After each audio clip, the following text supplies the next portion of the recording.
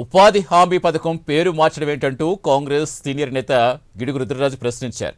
అనంతపురం జిల్లా 2006 ఫిబ్రవరిలో పథకం ప్రారంభించామన్నారు. 10 ఏళ్ల సంబరాలు కూడా అక్కడ చేస్తామని, ఈ పథకం ద్వారా పేదలకు ఉపాధి కలుగుతోందన్నారు. పథకాన్ని ఎన్డీఏ ప్రభుత్వం నిర్వీర్యం చేస్తోందని మండిపడ్డారు. సిడబ్ల్యూసీ సమావేశంలో కీలక అంశాలపై చర్చించామంటున్న గిడుగు రుద్రరాజుతో మా నేషనల్ బ్యూరో చీఫ్ కళ ఫేస్ టు ఫేస్. దాదాపు ఇక్కడ కాంగ్రెస్ కి సంబంధించినటువంటి రాష్ట్రానికి సంబంధించినటువంటి ముఖ్య నేతలతో పాటు కాంగ్రెస్ పాలిత రాష్ట్రాల ముఖ్యమంత్రులతో పాటు కాంగ్రెస్ పెద్దలందరూ కూడా చేరుకోవడం జరిగింది. సమావేశం ప్రారంభమైంది. మరికొద్దిసేపట్లో ముగియనున్నది సిడబ్ల్యూసీ సమావేశం. చాలా కీలకమైనటువంటి నిర్ణయాలు తీసుకుంటున్నట్లు కూడా సమాచారం అందుతూ ఉంది. ఇటీవల పార్లమెంట్లో భారత ప్రభుత్వం గతంలో యూపీఏ ప్రభుత్వం పాస్ చేసినటువంటి మహాత్మా గాంధీ జాతీయ గ్రామీణ ఉపాధి హామీ పథకాన్ని పేరు మార్చడం, చట్టాన్ని నిర్వీర్యం చేయడం, ఈ రెండింటి మీద ప్రధానంగా చర్చ జరిగింది. మాట్లాడినటువంటి వక్తలందరూ కూడా దానికి సంబంధించినటువంటి పలు సూచనలు చేయడం జరిగింది. భారతదేశం అనేటువంటిది మహాత్మా గాంధీ గారు కన్న కలల ప్రకారం గ్రామీణ భారతం. సో అనేక మంది ఎస్సీలు కానీ, ఎస్టీలు కానీ, పేదవారు కానీ వీరందరికీ ఒక లైఫ్ లైన్ లాంటిది జాతీయ గ్రామీణ ఉపాధి హామీ పథకం. దాన్ని తీసుకురావడం అనేటువంటిది ఆంధ్రప్రదేశ్ రాష్ట్రంలో అనంతపురం జిల్లాలో సింగనమల నియోజకవర్గంలో బండ్లపల్లి అనేటువంటి గ్రామంలో ఆనాడు 2 ఫిబ్రవరి 2006 నాడు లాంచ్ చేయడం జరిగింది. దానికి ఆనాడు యూపీఏ చైర్పర్సన్గా శ్రీమతి సోనియా గాంధీ గారు, ప్రధానమంత్రి మన్మోహన్ సింగ్ గారు, పెద్దలు రాజశేఖర రెడ్డి గారు ముఖ్యమంత్రిగా, రఘువీరారెడ్డి గారు మంత్రిగా ఈ కార్యక్రమాన్ని ఆనాడు చేయడం జరిగింది. గడిచినటువంటి 10 సంవత్సరాల్లో, అంటే రఘువీరారెడ్డి గారు పీసీసీ ప్రెసిడెంట్గా ఉన్నప్పుడు మళ్ళీ తిరిగి 10 ఇయర్స్ ఆఫ్ సెలబ్రేషన్స్ కూడా అక్కడ చేయడం జరిగింది. దానికి మన్మోహన్ సింగ్ గారు, రాహుల్ గాంధీ గారు వచ్చారు. సో ఆంధ్రప్రదేశ్ పక్షాన పెద్దలు రఘువీరారెడ్డి గారు సిడబ్ల్యూసీలో కోరారు.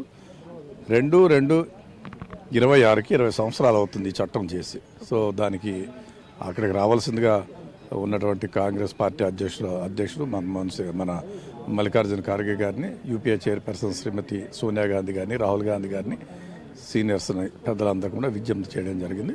సో వారు వచ్చినట్లయితే ఒక భారీ బహిరంగ సభ నిర్వహించాలనేటువంటిది ది కోర్ పర్పస్. దీనికి సంబంధించినటువంటి అంశంలో ప్రధానంగా గ్రామీణ భారతంలో మనం చూస్తాం, సోషల్ అన్రెస్ట్ వచ్చినప్పుడు అనేకమైనటువంటి ఇష్యూస్ జరుగుతూ ఉంటాయి. ప్రధానంగా కోవిడ్ లాంటి జాతీయ విపత్తు వచ్చినప్పుడు గ్రామాల్లో ప్రజలందరికీ పట్టెడు అన్నం పెట్టింది జాతీయ గ్రామీణ ఉపాధి హామీ పథకం. దాన్ని నిర్వీర్యం చేయాలని భారతీయ జనతా పార్టీ ఈ పథకానికి 60-40 చేసింది. అంటే state government contribution 40%, government of India 60% చేసింది. సో ఈ విధంగా అనేకమైనటువంటి నిబంధనలు మార్చింది. 10 దినాలు పెంచినప్పటికీ కూడా ఇచ్చేటువంటి వేతనాన్ని మొత్తం కలిపితే కూడా గతంలో యూపీఏ ప్రభుత్వం ఇచ్చిందే ఉంది. సో వీటిలన్నింటినీ అంటే సర్పంచులు నిర్వీర్యం చేయడం, గతంలో ఎన్ఆర్జీఎస్ వర్కుల్లో సర్పంచ్ ఆథరైజేషన్ ఉంటే సర్పంచ్ ఇచ్చినటువంటి లెటర్ ఆధారంగా జరిగేది.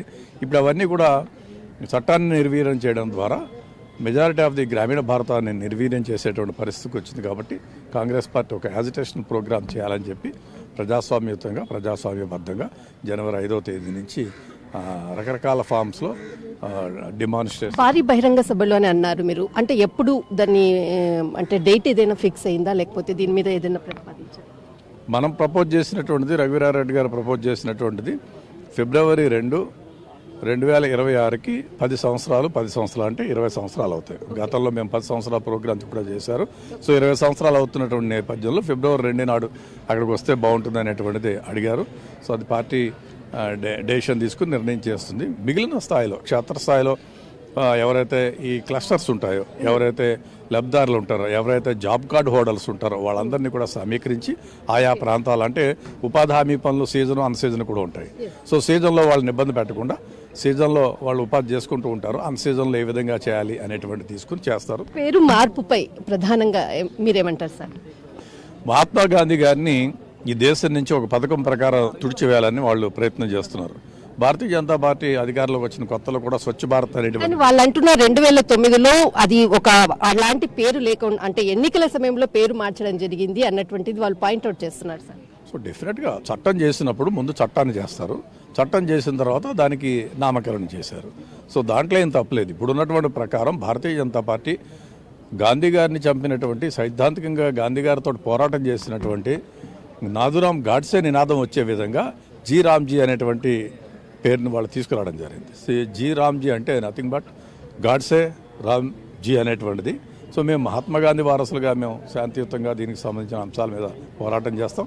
డెఫినెట్గా కాంగ్రెస్ పార్టీగా మాకు నమ్మకం ఉంది. గతంలో రైతులకు సంబంధించిన అంశాల్లో 3 నల్ల చట్టాలను తీసుకుని వస్తే రాహుల్ గాంధీ గారు ఆనాడు లోక్సభలో రాజ్యసభలో పోరాటం చేసి ఏ విధంగా అయితే రిపీల్ చేశారో అదేవిధంగా కాంగ్రెస్ పార్టీ ఈ యాక్ట్ని రిపీల్ చేసే వరకు పోరాటం చేస్తుంది. లేదా యూపీఏ ప్రభుత్వం ఈ దేశంలో అధికారంలోకి వచ్చిన వెంటనే మళ్ళీ తిరిగి ఈ చట్టాన్ని పాస్ చేసి తప్పనిసరిగా గ్రామీణ భారతానికి మంచి చేసే విధంగా కాంగ్రెస్ పార్టీ ప్రయత్నం చేస్తుంది.